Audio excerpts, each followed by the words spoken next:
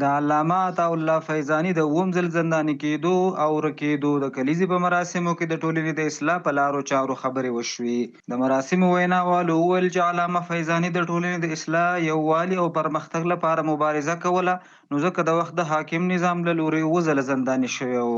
علامه صاحب فیضاني ډېر تقابل څه له کمونیزم مکتب سره سه هغه زمان کې هغو غوښتله د ځوانانو فکرونه د کمونیزم یا کپیټالیزم خواته وګرځوي، نو علامه فیضاني د دو په مقابل کې سختانه مبارزه کوله له لارې د علم او عمل، ځکه چې خپله یو مؤسس و د فیضاني کتابخانې په جوار د مسجد پلوخشتي کې او دغه طریقه په منابر او مساجد او حتی پوهنتونو کې خپل علامه صاحب د ځوانانو د ویښتیا لپاره فعالیتونه درلودل. ویناوالو وویل چې په ټولنه کې د مثبتو اصلاحاتو راوستل د هر وګړي مسؤلیت دی او باید هر څوک خپل ټولنیز مسؤلیتونه په ښه توګه ترسره کړي.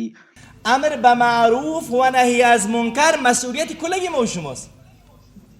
در جامعه وقتی که شما یک عمل خراب میبینین، یک عمل زشت میبینین، مانعی از او اگر نمیشین، سوار از دامنگیر شما میشن. په کورنۍ کې چې مور و پلار هغه اصلاح شوی وي، یعنی په دین سمبال وي، هغوی په عقیدې سمبال وي، او هغه کلتور و فرهنګ چې په ټولنه کې ده په هغه سمبال وي، د هغوی اولادونه اصلاح شوي اولادونه وي. په دې مراسمو کې د نجونو د زده کړو د ارزښت په اړه هم ویناوې وشوې او د نجونو د زده کړو د بیا پیل کېدو غوښتنه وشوه. را روان کال باید داسې یو زیری ورکړي افغانانو ته چې زموږ د خویندو پتمنو خویندو پر مخ ښوونځی او پوهنتونونه خلاص شي، تر څو موږ وشو کړی د افغانستان پر مخ ویسو او دا کاروان پر ګډه پر مخ ویسو او د پرمختګ لپاره یې کار وکړو. ټول د طبقه او ناسو تعلیمونه بند نه دي.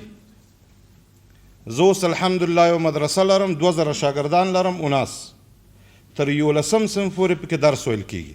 د یادونې وړ ده چې علامه فیضاني د وخت د حاکم نظام په وړاندې تل حقیقت بیان کړی و او خلک یې د اصلاح او یووالي لور ته دعوت کول، چې د همدې مبارزو له امله څو ځله زنداني شوی او له هغې وروسته وژل شوی و.